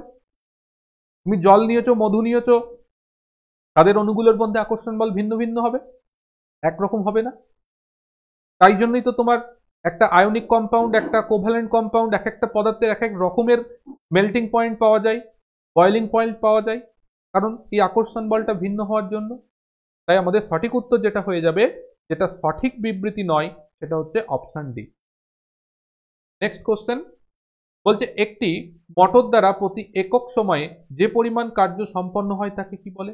তাহলে একক সময়ে সম্পাদিত কার্য তাকে বলা হয় ক্ষমতা। তাহলে আমাদের উত্তর হয়ে যাচ্ছে অপশন এ, ক্ষমতা কারেক্ট অ্যান্সার। নেক্সট বলছে কপারের ইলেকট্রোলাইট পরিশোধনে নিচের কোনটি তড়িৎ বিশ্লেষ্য হিসাবে ব্যবহার করা হয়? ইলেকট্রোলাইট মানে হচ্ছে তড়িৎ বিশ্লেষণের মাধ্যমে কপারের পরিশোধন করা হয়। সেক্ষেত্রে যেটা ইউজ করা হবে, কপারের সল্ট ইউজ করতে হবে। তাহলে এখানে কপারের সল্ট হিসাবে কপার সালফেট বা যেটাকে CuSO4 সেটা কিন্তু ইউজ করা হয়। তো এটা ইলেকট্রোলাইট পরিশোধনের ক্ষেত্রেই হয় বা ইলেকট্রোপ্লেটিং এর ক্ষেত্রেই হোক, আমরা এই কপার সালফেট সল্টটি ইউজ করে থাকি। তো এখানে তোমাকে একটা দেওয়া আছে যে বিভিন্ন ধাতুর প্রলেপ বা ইলেকট্রোপ্লেটিং করতে গেলে পারে আমরা বা যদি ওই পার্টিকুলার ওই ধাতু নিয়ে কাজ করতে হয় তার জন্য কি সল্ট ইউজ করব। যেমন দেখো কপার নিয়ে যদি কাজ করতে হয় তাহলে আমাকে কপার সালফেট দ্রবণের মধ্যেই করতে হবে। যদি তোমাকে রূপো নিয়ে কাজ করতে হয় তাহলে পটাশিয়াম আর্জেন্টোসায়ানাইট এই সল্টের দ্রবণ নিয়েই কাজ করতে হবে। তো এখানে প্রত্যেকটা দেওয়া আছে, লিস্টটাকে মুখস্থ রাখতে হবে। নেক্সট আমরা চলে যাচ্ছি লাস্ট কোশ্চেন, 40 নম্বর কোশ্চেন বলছে নিচের কোন পরিবেশগত উপাদান কিছু সরীসৃপ শ্রেণীর লিঙ্গ নির্ধারণে, প্রাণীর লিঙ্গ নির্ধারণে ভূমিকা পালন করে? তোমরা একটু দেখে নিই নোটটা কি হচ্ছে।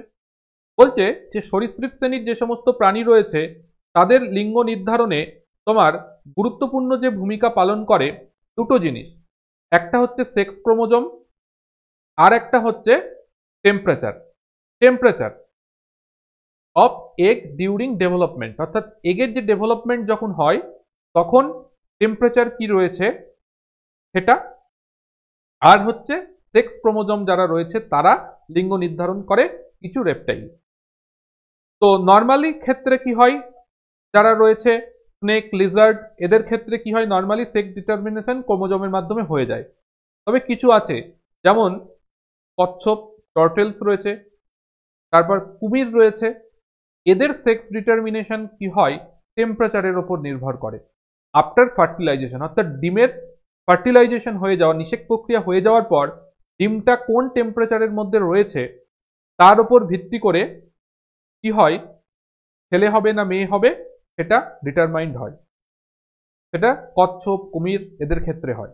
যেমন এখানে একটা উদাহরণ দেওয়া হয়েছে, রেড এয়ার্ড স্লাইডার টর্টেলস, এটা একটা কচ্ছপের প্রজাতি, যাদের 28°C নিচে যদি ডিমগুলোকে রাখা হয় তাহলে মেল অফস্প্রিং, অপত্য যে জীবটা তৈরি হবে সেটা ছেলে হবে। আর যদি 31°C বেশি তাপমাত্রায় ডিমগুলোকে থাকে তাহলে সেক্ষেত্রে ফিমেল অর্থাৎ স্ত্রী একটা প্রাণী তৈরি হবে। সেটা এই রেপটাইলসের ক্ষেত্রে আমরা দেখতে পাই। তাই জন্য আমাদের এখানে সঠিক উত্তর যেটা হয়ে যাবে সেটা কি হয়ে যাবে, সঠিক উত্তর? সঠিক উত্তর আমাদের এখানে যেটা হয়ে যাবে সেটা হচ্ছে টেম্পারেচার বা তাপমাত্রা, যেটা এখানে মুখ্য ভূমিকা পালন করে। তো এই হচ্ছে আমাদের টোটাল 40টা কোশ্চেন হয়ে গেল, কারণ দুটো শিফটে 20টা করে টোটাল 40টা কোশ্চেন ছিল। 40টা কোশ্চেন করিয়ে দিয়েছি। আমার তরফ থেকে যতটুকু জানা ছিল সেইটুকু জিনিস তোমাদেরকে বলে দিয়েছি, ব্যাখ্যা করে দিয়েছি। যতটা দূর সম্ভব বোঝানোর সেটাকে বুঝিয়ে দিয়েছি। আশা করছি বুঝতে পেরেছো। তো যারা অনেকেই আছো যাদের কাছে হয়তো আজকে আমরা প্রথম পৌঁছলাম, আজকে দেখে হয়তো অনেকের আফসোস হতে পারে যে এই জিনিসগুলো আগে পেলে পারে হয়তো আমি পরীক্ষাটা খুব ভালোভাবে দিয়ে আসতাম, বা অনেকের মনে হতে পারে যে কেন এতদিন এই জিনিসগুলো পাইনি। দেখো, সবকিছুই ঘটেছে, সবকিছুর জন্যই হচ্ছে তোমরাই আছো, সবকিছুর জন্য। কারণ দেখা যায় কি, ম্যাক্সিমাম স্টুডেন্ট আসে, ক্লাস করে, তারা এই ক্লাসগুলোকে শেয়ার করে না, তার ফলে সবার কাছে পৌঁছোই না। ক্লাস আছে, তুমি আর যেমন আজকে তুমি ক্লাস করছো, তুমি ক্লাস দেখছো, তুমি শেয়ার করবে না, অর্থাৎ সেটা অন্য কারোর কাছে যাবে না। তাই আমি সবাইকে একটাই জিনিস বলবো, আজকে তুমি একটা দায়িত্ব গ্রহণ করো জিনিসগুলোকে শেয়ার করার, তাহলে দেখবে আরো 10 জন শেয়ার করবে, তাহলে দেখবে সবার কাছে পৌঁছবে। তাহলে দিনের শেষে কাউকে আফসোস করতে হবে না যে এই জিনিসগুলো থাকলে আমি অনেক বেটার পরীক্ষা দিয়ে আসতে পারতাম। তাই এই আফসোসটা কারোর হবে না। এবং সেই সঙ্গে বলবো, যারা আফসোস করছো, যাদের কাছে আর কিছু নেই মনে হলো, তাদেরকে আমি বলবো, দেখো, হারিয়ে যাওয়ার কিছু নেই, শেষ হয়ে যাওয়ার কিছু নেই। আগামী বেশ কিছু পরীক্ষা রয়েছে, তার জন্য এখন থেকে প্রিপারেশন করতে থাকো। আপকামিং তোমার এএলপি নোটিফিকেশন আসতে চলেছে আবার। যাদের এবছর এএলপি খারাপ হয়ে গেল তারা সামনের বছরের জন্য প্রিপারেশন শুরু করে দাও এখন থেকে। এবং আপকামিং টেকনিশিয়ান যারা দেবে, এবার হয়তো অনেকের ক্ষেত্রে প্রিপারেশন নেই, বছর ভালো দিতে পারবে না, আগামী বছরের জন্য প্রিপারেশন এখন থেকে শুরু করে দাও, কারণ নোটিফিকেশন আসবে, আপকামিং গ্রুপ ডি আসছে, তার জন্য প্রিপারেশন শুরু করে দাও। তো প্রিপারেশনটা তোমাকে শুরু করতে হবে, কন্টিনিউ করতে হবে। সে তুমি যেখানেই করো না কেন সেখান থেকে করতে থাকো। তোমার যদি মনে হয় ফ্রি অফ কস্ট আমাদের যে সমস্ত ক্লাস আছে সেগুলো দেখে হয়ে যাবে, করো। কোনো বই কিনে পড়বে সেখান থেকে পড়ো, কোনো ইনস্টিটিউটে ভর্তি হবে সেখান থেকে পড়ো, কিন্তু শুরু করো, পড়তে হবে, না পড়লে কিছু হবে না। আর যাদের বয়স একদমই শেষ হয়ে গেল, এটাই লাস্ট ছিল কিন্তু হলো না, তাদেরকে বলবো দুঃখ পেয়ে কিছু নেই। তুমি বরঞ্চ অন্যদের সাহায্য করো, যারা আগামী দিনে পড়াশোনা করতে চায় তাদেরকে বলো যে কোথায় কিভাবে গাইডলাইনটা দাও, কিভাবে পড়তে হবে, কোথায় যেতে হবে, সেটা তাদেরকে বোঝাও। তাদের মধ্যে শেয়ার করো, তাদেরকে দেখাও যে এখানে আয়, এখানে এসে পড়াশোনা কর। আমি আসতে দেরি করেছি, তোদের যেন দেরি না হয়, তোরা এবার এসে এখান থেকে পড়াশোনা কর। নিশ্চয়ই হবে, সবাই ভালো হবে, সবাই করতে পারবে। আশা করার করে কোনো অসুবিধা কারোর কিছু হবে না। তাই সবাইকে বলবো আমাদের সঙ্গে যুক্ত থাকো, আমাদের সঙ্গে থাকো অবশ্যই। সবাই মিলে একসঙ্গে কাজ করি যদি, নিশ্চয়ই আমরা ভালো জায়গায় পৌঁছতে পারবো। আমাদের নিশ্চয়ই লক্ষ্য সফল হবে এবং তোমরাও সাফল্যের সঙ্গে সামনের দিকে এগিয়ে যেতে পারবে। এবং তোমাদের যাদের প্রয়োজন আছে যে জেনারেল সায়েন্স, ম্যাথ এবং রিজনিং এর একদম কনসেপচুয়াল চ্যাপ্টার ওয়াইজ ক্লাস করার ইচ্ছা আছে, ক্লাস করার ইচ্ছা আছে, বা চাইছো ক্লাস করতে, তারা আমাদের সঙ্গে যুক্ত হয়ে যেতে পারো। আমাদের বিভিন্ন পেড ব্যাচ রয়েছে, সেগুলোর আগে দেখিয়ে দিয়েছি, সেগুলোর মাধ্যমে এনরোল করে তুমি আমাদের সঙ্গে যুক্ত হয়ে অবশ্যই তুমি ক্লাস করতে পারো। কারোর যদি কোনো অসুবিধা থাকে, সমস্যা থাকে, যদি পড়াশোনা সংক্রান্ত কোনো বিষয় কিছু থেকে থাকে, অবশ্যই আমার সঙ্গে যোগাযোগ করতে পারো, আমার সঙ্গে আলোচনা করতে পারো। আমি মনে করি যে কোনো সমস্যা, যে কোনো জিনিস আলোচনার মাধ্যমে সমাধান করা সম্ভব। ঠিক আছে? তাই সকলকে বলবো অবশ্যই করে নিজের পড়াশোনা করো। ফালতু উল্টোপাল্টা কমেন্ট করে, উল্টোপাল্টা জিনিস এর সঙ্গে ওকে তুলনা করে কোনো লাভ নেই। তাতে তোমার কোনো লাভ হবে না, তোমার কোনো কিচ্ছু হবে না, বরং তোমার পড়াশোনার সময়টা নষ্ট হবে। নিজের পড়াশোনা করো, উল্টোপাল্টা জিনিস করে কোনো লাভ নেই। সকলে ভালো করে করতে থাকো। যদি কোনো সমস্যা থাকে, অসুবিধা থাকে, আমার সঙ্গে যোগাযোগ করো, সমাধান যতটুকু পারবো করে দেওয়ার চেষ্টা করব। দেখা হচ্ছে পরবর্তী পার্টের ক্লাস নিয়ে খুব শীঘ্রই। ততক্ষণ পর্যন্ত সকলে ভালো থেকো, সুস্থ থেকো। সকলকে গুড বাই।